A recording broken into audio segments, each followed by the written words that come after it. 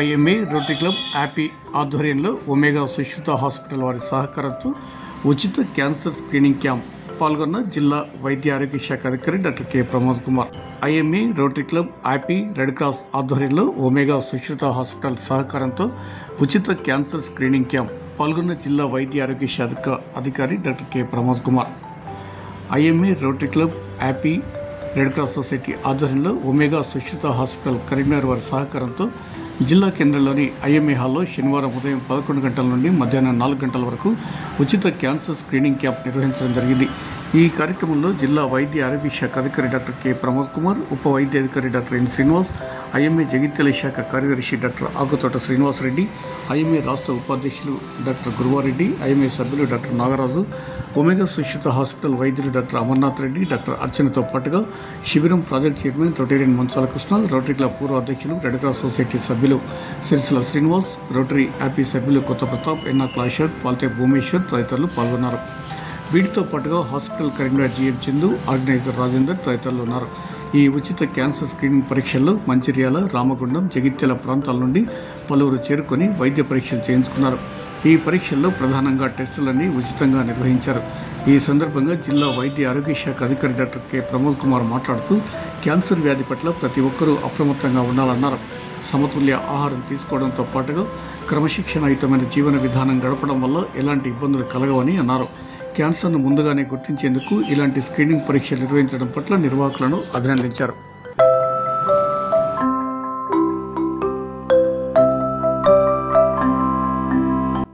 ముఖ్యంగా మీ అందరికీ తెలుసు, క్యాన్సర్ని మనం ఇనీషియల్ స్టేజ్లో గుర్తించినట్లయితే పూర్తిగా నయమవుతుంది, ఎలాంటి ప్రాబ్లం ఉండదు.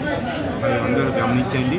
ఒకసారి క్యాన్సర్ లేట్ స్టేజ్కి వస్తే మనం ఓన్లీ సపోర్టివ్ థెరపీ మాత్రమే ఉంటుంది.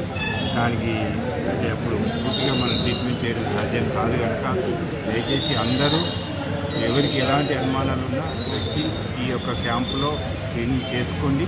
ముఖ్యంగా దీనికి సంబంధించినటువంటి వాళ్ళు టెస్ట్ కూడా చేస్తున్నారు.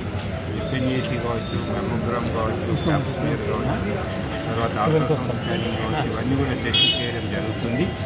ఇవాళ మా ప్రాక్టీస్లో గమనిస్తున్నాము, కేవలం 25 సంవత్సరాలు 30 సంవత్సరాలు గల యువకులు ఏ విధమైనటువంటి వ్యసనాలు లేవు వాళ్ళకు.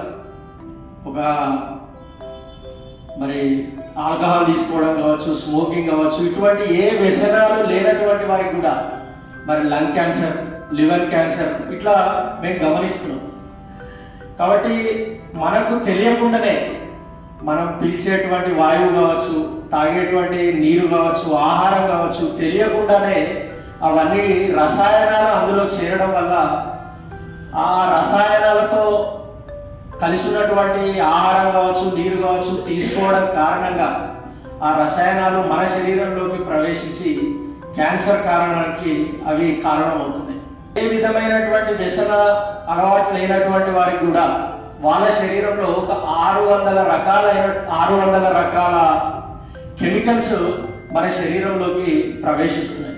ప్రాథమిక దశలోనే ఒకవేళ మనం కనుక దాన్ని తెలుసుకోగలిగితే పూర్ణాయుషుతో ఒక వ్యక్తి జీవించేటువంటి అవకాశం ఉంటుంది.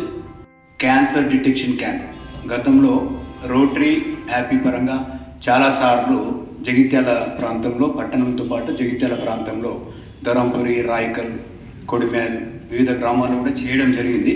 ఏంటంటే ఇప్పుడు హౌ టు ప్రివెంట్ క్యాన్సర్ అన్నట్టు. So mainly it is 3 things. ఒకటి ఏంటంటే మన హెల్త్, మనం ఉన్న ఎన్వైరన్మెంట్, ఇంకొకటి మనం ఏం తింటున్నాం, diet. These 3 things contribute to our health and prosperity. So polluted air, background radiation, how much chemical we eat, ఇదొకటి. Lifestyle, how you smoke. If single cigarette has got 200 types of cancer ఉత్పాదన చేశారంటే carcinogens ఉంటుంది ఒక single cigarette.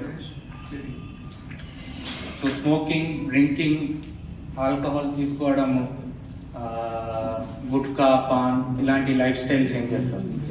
Diet మంచిగా తీసుకోవడం, health ఎలా maintain చేసుకుంటారు, sedentary life, ఏం ఎక్సర్సైజ్ ఏం చేయకుండా సెడెంటరీగా ఇంట్లో కూర్చోవడం. మనం నేషనల్ వైడ్ స్టాటిస్టిక్స్ చూస్తే సార్ క్యాన్సర్ కేసులనే పెరుగుతా ఉన్నాయి. రోజు పేపర్లో చదివే ఉంటారు మీరు, చాలా రకాల క్యాన్సర్స్ కూడా పెరుగుతూ ఉన్నాయి. దీనికి ముఖ్య కారణం మనము తెలిసింది అందరికీ, కానీ మరొకసారి నాకు తెలిసింది నేను చెప్పదలుచుకున్నాను. మెయిన్గా ఒకటి పొల్యూషన్, ఏదైతే పొల్యూషన్ అనేది పెరుగుతూ ఉంది